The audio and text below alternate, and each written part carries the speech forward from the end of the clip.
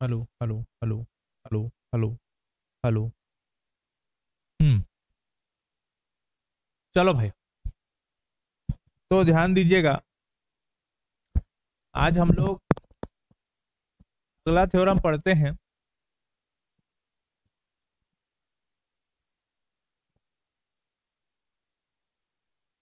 ये proof that बोल के बोलेगा,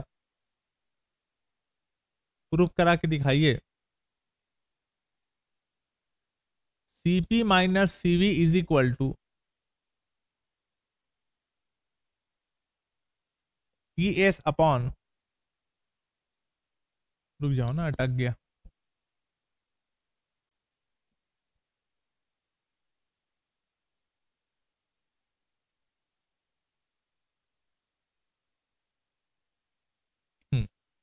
ई एस अपॉन ई टी, ये है।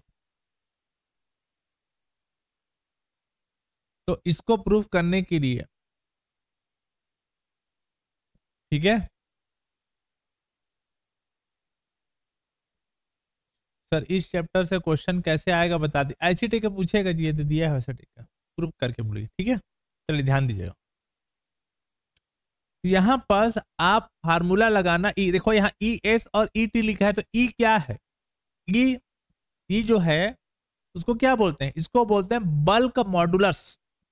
हिंदी में बोलते हैं आयतन प्रत्यास्थता गुणांक, यानी बल्क मॉडुलस। तो इसका फार्मूला क्या होता है, लिख देता हूं भाई, फिर बाद में बोलोगे। बल्क मॉडुलस आयतन प्रत्यास्थता गुणांक ई बराबर, फार्मूला होता है normal stress upon volume strain, ठीक है ना। अभिलंब प्रतिबल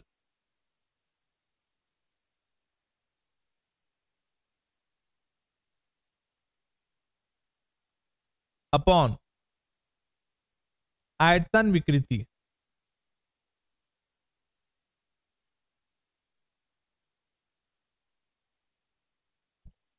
ये ओके।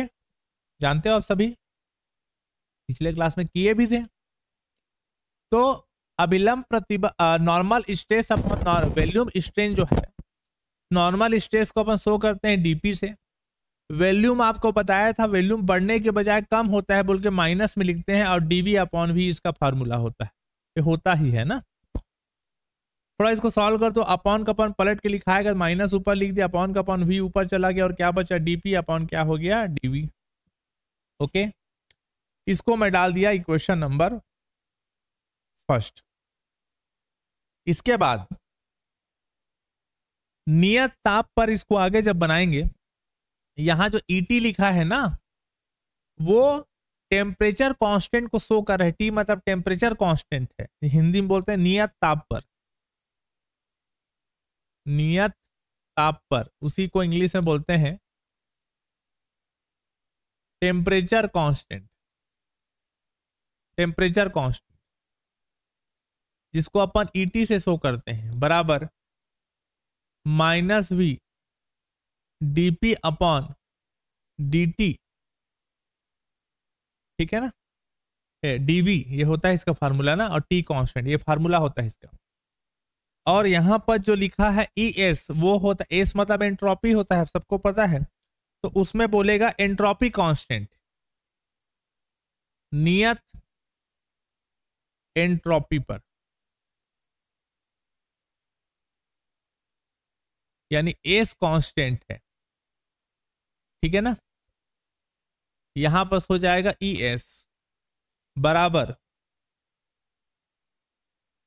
वी, इसको डी मत लिखे, डेल लिखते हैं जी। Del P upon del T लिखा करो। और क्या कांस्टेंट था, है ना, sorry, del P upon del भी, और क्या कांस्टेंट था? टी। यहां पर एंट्रोपी कांस्टेंट होगा, तो इसका फार्मूला होगा डेल पी अपॉन डेल भी रहेगा, लेकिन कांस्टेंट हो जाएगा एंट्रोपी, यानी एस कांस्टेंट रहेगा। क्लियर हुआ? कोई दिक्कत नहीं। अब आप क्या करो, डिवाइड करो दोनों को, ठीक है ना। इसको 1, इसको डाल दो 2 और 3, 2 और 3 को डिवाइड करूंगा। अब डिवाइड क्यों करूंगा, क्योंकि मुझे करना है। ई एस में ई पी को डिवाइड करो, 3 में 2 को डिवाइड कर दो, कितना होगा, E S upon E T is equal to, आप दो कटाओगे तो डायरेक्ट करो, माइनस माइनस कटेगा, भी कटेगा, partial P by partial V, S constant, partial P by partial V और टी कांस्टेंट। ओके, अब यहां पर देखो क्या किया जा रहा है। यहां तक होने के बाद, यहां तक होने के बाद इसमें थोड़ा सा अपन को जो प्रूफ करना है, तो प्रूफ करने के लिए अपन यहां बस partial P by partial V है। ओके, इसको थोड़ा चेंज करके देखो क्या लिख रहा है वो, पार्सल टी और यहां पार्सल टी और पार्सल वी कर दो। समझ में आया कि नहीं आया। अब अगर इन दोनों को काट दूं तो partial B by partial B तो दिखाई देगा ना, ये देखो ऊपर में। समझ में आ रहा है मेरी बात। वैसी नीचे में partial P by partial S और partial S by partial V, ये लिख दो। इन दोनों को काटोगे तो partial P by partial V पहले जैसा आ जाएगा। क्लियर हुआ। और यहां पर टी, अच्छा यहां पर टी कांस्टेंट था, यहां पर कांस्टेंट क्या है बताओ, बोलो टी, ठीक है ना। अब यहां पर ध्यान दीजिएगा, मैक्सवेल का सेकंड इक्वेशन लगवाता हूं, फ्रॉम मैक्सवेल सेकंड इक्वेशन, ठीक है ना। Maxwell second equation, partial P by partial T V बराबर partial S by partial V T. ये मैक्सवेल का सेकंड इक्वेशन है। हम लोग मैक्सवेल के 4 इक्वेशन था, याद करो, चारों को लिखूंगा ना पारी पारी। और भी था, क्या था बताओ बोलो। देखो ये मैक्सवेल के सेकंड इक्वेशन से लिखा हूं। कहां से लिखा हूं, मैक्सवेल के सेकंड इक्वेशन से। तो यहां पर जब v कांस्टेंट है तो t, अब यहां पास अगर मैं एस को कांस्टेंट बोलूं, किसको कांस्टेंट बोलूं, एस को, तो ये बदल के हो जाएगा parcel S by partial P और टी, ये हो जाएगा। ध्यान रखना, इसको याद रखना है। जब v कांस्टेंट है तो ये होगा, अगर जब एस कांस्टेंट है तो पार्सल पी बाय पार्सल भी जो है partial S by partial P में बदल जाता है। इसको डायरेक्ट आपको याद रखना है, ठीक। वैसे ही अगर मैं इसी फार्मूले में टी को कांस्टेंट बोलूं, partial P by partial T, और अगर मैं किसको कांस्टेंट बोलूं, टी को कांस्टेंट बोलूं, sorry, partial S by partial P, और अगर मैं टी को कांस्टेंट बोलूं, रुको ना जी, partial S by partial, partial P by partial S, अगर मैं टी को कांस्टेंट बोलूं तो ये हो जाएगा parcel T by partial P और टी कांस्टेंट। इसे कैसे लिखा है यार, एक मिनट ना। ये तो मैक्सवेल के सेकंड इक्वेशन से लिखा, partial P by partial T V बराबर partial S by partial V T, ये तो मैक्सवेल का सेकंड इक्वेशन से लिखा। अब अगर इसी में v के बजाय पर एस कांस्टेंट बोलूंगा, क्या कांस्टेंट बोलूंगा, एस, तो यहां जैसे v कांस्टेंट था तो यहां पार्सल भी था। अब अगर मैं यहां पर एस कांस्टेंट बोलूं तो यहां पर पार्सल पी लिखाता है, एक्सचेंज हो जाता है वो। इसको आपको याद रखना पड़ेगा डायरेक्टली, ठीक है। उसके बाद इसको भी आप याद रखना, अगर यहाँ partial P by partial S में एस को कांस्टेंट बोलोगे तो partial T by partial P T constant होगा। अब देखना ये सब कर क्यों रहे हो, आपको समझ में आएगा ना मैं ऐसा क्यों कर रहा हूँ। देखना थोड़ा, जब पूरा बन जाएगा, 2-3 लाइन का है, ज्यादा नहीं है, तो आपको चीजें समझ में आएंगी ऐसा कर क्यों रहे थे। इसको अब आप यहाँ पर रखो, कहाँ पर रखो, यहाँ पर। इसको आप डाल दे रहे हो इक्वेशन नंबर कुछ, इसको डाल दे रहा हो 4, इसमें इक्वेशन नंबर 4 में लाके रखो इसको, फ्रॉम इक्वेशन 4, फ्रॉम इक्वेशन 4 कितना है बताओ equation 4, E S upon E T is equal to क्या है बताओ। इसका वैल्यू देखो जरा ध्यान से, इसको भी दो भाग में आपको तोड़ना था, यहाँ पर एक लाइन और लिखना पड़ेगा, रुक जाओ छोटा कर रहा हूँ ना, एडजस्ट करना आप लोग। इसको एक लाइन यहीं पास और तोड़ लो। देखो जरा, parcel P by partial T S constant, partial T by partial V S constant, नीचे में partial P by partial S, यहाँ पर टी कांस्टेंट, और partial S by partial V T constant. ऐसा हो गया, कोई दिक्कत तो नहीं ना। इस सब वैल्यू को यहाँ पास ला के रखना है आपको ना, रखूं यहीं पास क्या डायरेक्टली, तो बताइएगा कितना कितना हो जाएगा। इसको आप डाल दो इक्वेशन 4 और फ्रॉम इक्वेशन 4 से इक्वेशन नंबर 4 देखो क्या है बोलो, E S upon E T is equal to, चलो बताना तो, partial P by partial T S constant, इसका वैल्यू ये था, क्या था बताओ बोलो, ये वाला partial S upon partial P T constant. Okay, यहां पर बताओ partial T by partial V S constant, इसका वैल्यू यहां पर नहीं पता, उसको एज इट इज लिखो। ओके, नीचे देखो partial P upon partial S T constant, partial P by partial T sorry parcel P by partial S और पार्सल, यहाँ पर टी कांस्टेंट होता है ना, टी कांस्टेंट, तो partial T by partial P S constant,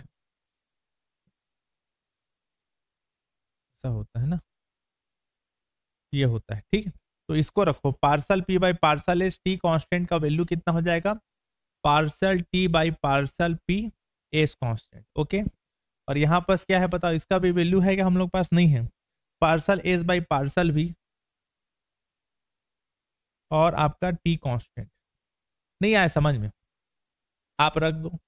उसके बाद मैक्सवेल का फर्स्ट सेकेंड थर्ड और फोर्थ इक्वेशन को फिर ही लिख रहा है ना, लिखता हूं मैं अगले पेज में। ठीक, अच्छा इसको रख दिए ना अपन, ठीक ठीक है रख दिए। अब उसके बाद फ्रॉम मैक्सवेल इक्वेशन लिखता हूं, कॉपी आप लोग निकाल लीजिएगा ना, मैक्सवेल जो पढ़े कंफ्यूजन नहीं होना चाहिए। फ्रॉम, या फिर आप डेली पढ़ रहे होगे घर में बढ़िया तो आपको याद होगा, फ्रॉम मैक्सवेल इक्वेशन, सभी इक्वेशन को लिख रहा हूं। पहले लिखता हूं मैं फोर्थ इक्वेशन को, पार्सल एज बाई, इधर लिखता हूं ना, partial S by partial P, copy पलटा के आप लोग देखना कुछ गलत तो नहीं लिख रहा हूं ना, टी कांस्टेंट और partial V by partial T और पी कांस्टेंट, ये हो गया। ये मैक्सवेल का फोर्थ इक्वेशन, ब्रैकेट में लिख देता हूं छोटा सा, फोर्थ, एग्जाम हॉल में मत लिखना ना, फोर्थ इक्वेशन। उसके बाद partial T by partial V S constant बराबर minus partial P by partial S V constant, ये आपका हो गया फर्स्ट इक्वेशन। ये फर्स्ट इक्वेशन था मैक्सवेल का। और थर्ड इक्वेशन था partial T by partial P S constant is equal to partial V by partial S P constant. और उसके बाद है ना partial S by partial V T constant is equal to partial P by partial T we constant. ये है, ये सब formula था मैक्सवेल का, उसको फिर यहां अप्लाई करेंगे। तो बताइए ई एस अपॉन ई टी का यहां पर जो वैल्यू निकाले उसमें फिर रखेंगे, देखना ना ये वाला इक्वेशन में बताना। यहां पर लिखा है पहले parcel S by partial P T constant, ये वाला, इसका वैल्यू क्या है बताओ बोलो, यहाँ पर minus partial V by partial T P constant रख दिया। अब इसका देखो partial T by partial V S constant, partial T by partial V S, इसका वैल्यू ये है माइनस, गुणा में माइनस माइनस प्लस करता हूं डायरेक्टली ना, आप लोग लिख लेना पहले, फिर प्लस करना अगले स्टेप में। ओके, कोई दिक्कत नहीं। फिर यहाँ पर देखो क्या लिखा है, parcel T by partial P S constant, है ना, पार्सल टी बाई पार्सल क्या है, पी एस कांस्टेंट, ये वाला।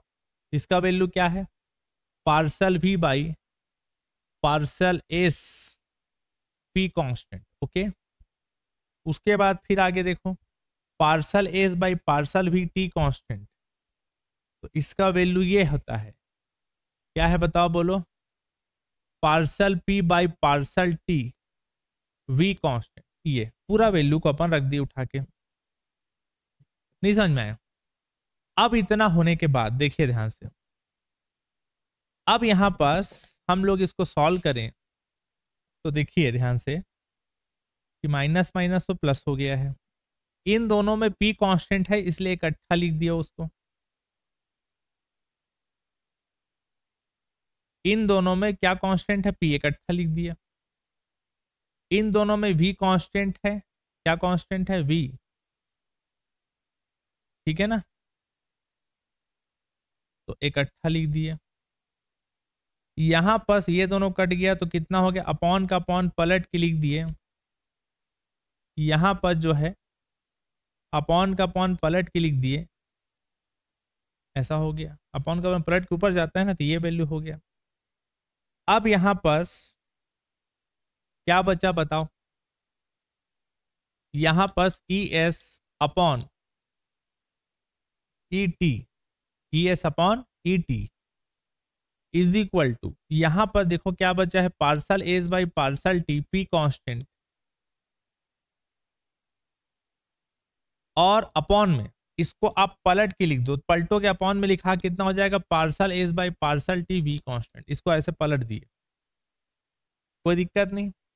इसको आप डाल दो इक्वेशन नंबर 5, उसके बाद इक्वेशन 4 में टी का गुणा कर दो, कितना मल्टीप्लाई कर दो, टी का मल्टीप्लाई कर दो ऊपर नीचे दोनों में, तो यहां पास फायदा यह होगा टी का मल्टीप्लाई करने पे, ये टी हो गया parcel S by partial T P, और यहां पास टी का मल्टीप्लाई किया तो parcel S by partial T we होगा।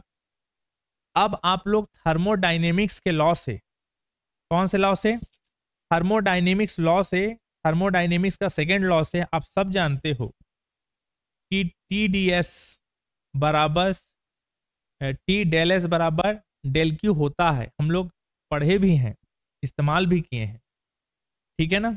तो यहां पर टी पार्सल एस का वैल्यू जो है, यहां पर टी पार्सल एस का वैल्यू हो जाएगा पार्सल क्यू, क्या हो जाएगा बताओ बोलो, पार्सल क्यू।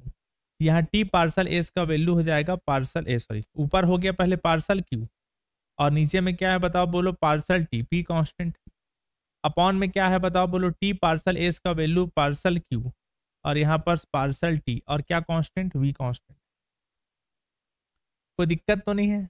जब ये हो जाए इसके बाद आप ध्यान दीजिएगा, अब आप बताइए, आपको पता होना चाहिए सीपी का फार्मूला, सीपी का फार्मूला होता है parcel Q by partial T P constant, CV का वैल्यू होता है parcel Q by partial T V constant, है ना, ये होता है।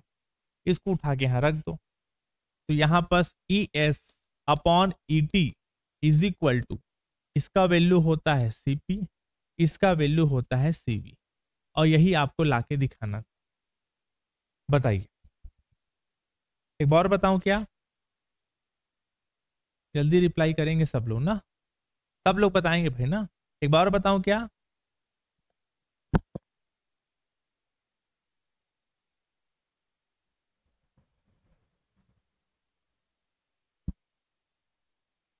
साजन, कल आप, कल या परसों आप लोग इतना इंपॉर्टेंट काम को मेरे लिए क्यों छोड़ रहे हो, तो मेरे को समझ नहीं आता। जब आपको पता है सिस्टम स्लो चल रहा है, जाओ शोरूम में 2 दिन के लिए जमा रखिएगा, बना के दे देगा।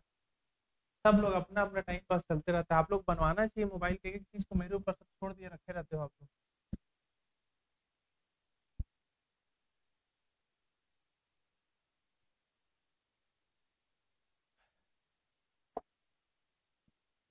हो गया सबका, चलो बढ़िया, ठीक है।